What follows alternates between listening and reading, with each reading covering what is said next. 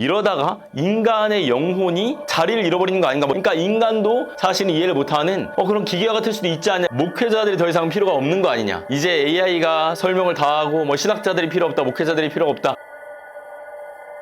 여러분 안녕하세요, 양시모스입니다. 여러분 최근에 챗 GPT-4 옴니 버전이 등장했어요. 그러니까 새로운 버전의 GPT가 등장한 건데 엄청난 충격을 주고 있습니다. 왜냐하면 이전의 GPT 같은 경우에는 텍스트나 아니면 사진 정도만 됐어요. 근데 이번에는 음성에다가 동영상까지 동시에 처리할 수 있게 된 거예요. 그래서 대화하듯이 얘기할 수 있고 카메라를 통해서 내가 지금 뭘 하고 있는지, 뭘 보고 있는지 이런 것들에 대해서 소통을 할 수 있게 된 거죠. 그러니까 엄청나게 편리해진 거죠. 그리고 벤치마크라고 해서 챗봇의 성능을 테스트하는 그런 게 있는데 다른 여타 챗봇들과 비교했을 때 성능 자체가 압도적으로 또 좋다고 합니다. 실제로요, 대화를 해보면 진짜 사람과 대화하는 것 같은 그런 기분이 들 정도로, 예를 들어서 막 내가 숨을 헐떡거리고 있으면 이 소리를 이해할 수 있어요. 텍스트로는 구현이 안 되는 걸 이제 이해할 수 있고, 아니면 시각장애인이 앞에 있는 화면들을 보여줄 때, 카메라로 보여줄 때 앞에 뭐가 있다, 지금 택시가 오니까 잡아라, 이런 것까지도 할 수 있어요. 엄청난 거죠. 그래서 이런 것들이 등장할 때마다 또 교회 안에서는 좀 불안한 마음이 있습니다. 두 가지가 있는데, 첫째는요, 이러다가 인간의 영혼이 자리를 잃어버리는 거 아닌가, 이런 식의 담론들이 있을 것 같아요. 이건 제가 옛날에도 다루긴 했었는데, 자, 정확히 얘기해서 영혼과 인간의 의식은 다릅니다. 우리가 이제 고민하는 건 뭐냐면, 만약에 AI가 정말 발전되면 지능이 있기 때문에 의식이 생기는 게 아닌가 하는 의문이 들 수도 있어요. 사실 의식이라는 게 저는 그렇게 생겨날지 모르겠어요. 기계의 마음이 있는가 잘 모르겠어요. 왜냐하면 제가 생각했을 때 의식이라는 것은 유기체가 경험하는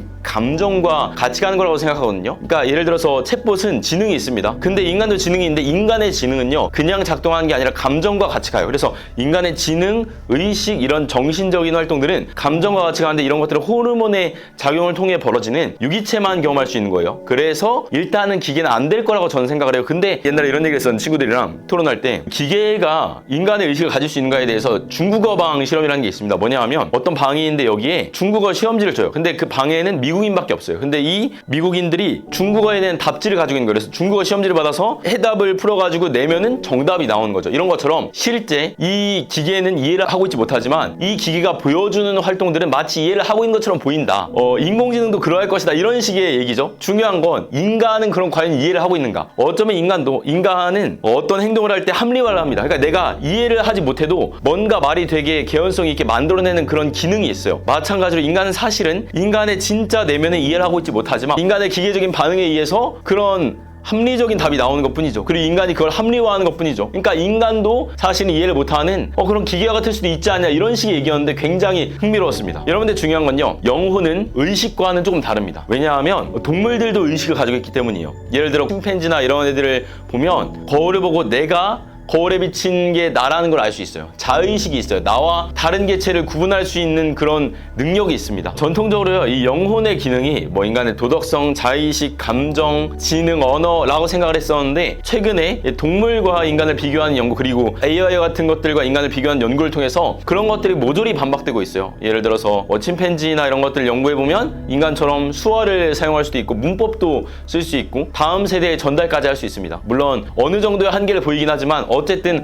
언어의 기능들을 할 수 있죠. 그리고 최근에 보니까 향유고래의 음성에서 언어의 어떤 패턴들을 발견했다, 이런 얘기도 있는 거 보니까 언어가 인간의 전유물이 아닐 수도 있겠다라는 어떤 그런 생각을 해볼 수 있는 거죠. 물론 정도의 차이는 있겠지만 절대적인 게 아니고, 지능도 마찬가지이고 도덕도 다른 개체를 위해 자신을 희생하는 이타적인 모습들을 보여주기도 합니다. 저는 우리가 흔히 얘기하는 이 도덕의 근간에 이타성이 가장 중요하다고 생각하거든요. 근데 다른 동물들을 볼 때 이타적인 행동을 보일 때가 있어요. 그래서 이타적이기도 하고 여러 가지가 있기 때문에 이런 거를 가지고 인간과 어떤 동물, 영혼을 가진 것과 그렇지 않은 것들을 구분하는 게 저는 좀 불가능하다고 생각하고요. 그런 것보다 오히려 영혼이란 건 뭐냐, 월터 스토퍼가 얘기하는데 이런 얘기를 합니다. 왜 장애인은 존엄한가? 장애인이 존엄한 이유는요, 장애인이 잘났기 때문이 아니에요. 뭔가 대단해서가 아니에요. 그냥 인간이기 때문입니다. 그러니까 인간의 존엄함이라는 것은 인간이기 때문에 나오는 거예요. 근데 그게 왜 그러냐면요, 왕자와 거지 비유예요. 어떤 거지가 있는데 이 거지는요 자기 자신은 아무런 가치가 없어요. 근데 왕자와 만약에 거지가 친구라면요, 왕자의 친구이기 때문에 가치가 있는 거예요. 인간도 마찬가지로요, 하나님과 친구이기 때문에, 하나님과 특별한 관계가 있기 때문에 저는 그 관계를 맨 처음 아담이 하나님과 맺은 언약이라고 봅니다. 이 언약, 하나님과의 언약 때문에 인간이 가치가 있고 특별하고, 이 모든 것들을 총체적으로 지칭하는 가장 근본적인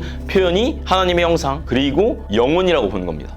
그러면은 영혼과 인간의 마음은 전혀 별개의 것인가? 뭐 거기까지는 모르겠어요. 저는 둘 사이에 어느 정도의 연관성이 있다고 보긴 하는데, 그래도 인간의 마음과 그리고 뭐 지능과 정신과 자의식과 영혼은 어느 정도는 좀 구분할 수 있는 개념에 속한다라고 생각을 합니다. 물론 저는 산문설 얘기하는 건 아니에요. 그냥 물리적으로 봤을 때 영혼과 마음이 다른 영역 안에 속해 있을 수도 있다. 구분을 좀 할 수도 있다. 이런 얘기를 하는 거예요. 만약에 이렇게 본다면요, 아무리 챗 GPT가 인공지능이 뭔가 자의식을 가진다 하더라도 그래도 영혼의 영역이 침공을 당하거나 침범을 당하지 않는다라는 생각이 들어서 저는 이런 식으로 설명을 드리고 싶어요. 그래서 영혼에는 문제가 없다, 영혼은 안전합니다 라고 말을 하고 싶어요. 둘째로 이제 이런 얘기들이 나오면 목회자들이 더 이상 필요가 없는 거 아니냐, 이제 AI가 설명을 다 하고 뭐 신학자들이 필요 없다, 목회자들이 필요가 없다, 이런 얘기를 하는데 저는 그렇게 생각을 하진 않습니다. 왜냐하면 이미 유튜브를 보면요, 뭐 이찬수 목사님이라든가 조정민 목사님이라든가 유기성 목사님이라든가 이런 굉장히 유능하고 뛰어난 목사님들이 막 설교를 하고 막 설명을 하고 이런 영상들이 막 풀려 있어요. 그러니까 일반적인 저 같은 평범한 목회자들의 입장에서는요, 비교가 안 됩니다. 근데 중요한 게 뭐냐면요, 그럼에도 불구하고 우리 교회 성도님들은요, 제 설교를 들어요. 왜냐하면 교회가 가진 커뮤니티의 기능이 있기 때문이에요. 그리고 교회만이 가질 수 있는 소그룹의 역할이 있기 때문이에요. 그러니까 로컬 교회의 특징이 있습니다. 사람들은 그리고 거기에서 뭔가 만족감을 얻어요. 우리 목사님이 한국의 최고의 목사가 아니더라도 그래도 괜찮은 거예요. 내 목사님은 여기 있는 거예요. 아무리 AI가 발전된다 할지라도 그래도 사람들은 여기 우리 교회에 있는 목회자들을 원하게 되어 있다라고 저는 생각을 하고요. 물론 이전보다는 AI를 활용하는 빈도가 늘어나긴 하겠죠. 근데 완전히 그 자리가 대체될 거라고 생각하진 않습니다. 왜냐하면 이미 대체를 할 수 있는 수단은 너무 많아요. AI가 없어도. 그리고 저는 오히려 그런 AI들을 활용해서 목회자들이 좀 더 설교를 준비하거나 뭐 이럴 때 도움을 받을 수도 있겠다라는 생각이 들긴 합니다. 물론 언제나 준비되지 않은 사람들은 새로운 기술들이 등장할 때 굉장히 큰 어떤 위기감을 느끼게 되어 있긴 합니다. 근데 저는 아직은 그 정도는 아닐 거라고 생각하고, 제가 실제로 이제 AI들을 활용해 봤을 때 아직까지는 그 대답들이 좀 미흡한 편인 것 같다, 좀 부족한 것 같다라는 생각들이 들 때가 많아가지고, 그래서 제가 이 다음에는 어떤 걸 할 거냐, AI랑 한번 경쟁하는 컨텐츠를 한번 해볼게요. 어떤 질문에 대해서 AI가 답을 잘하는지 제가 답을 잘하는지 한번 좀 비교해보는, 전에도 홀리컴뱃 2 때 그런 문항이 있어가지고 한번 해본 적이 있었는데, 이번에도 제가 한번 그런 것들을 좀 찍어봐서 아직은 AI보다는 양시무스가 좀 낫다라는 것들을 보여주는 실험 컨텐츠를 한번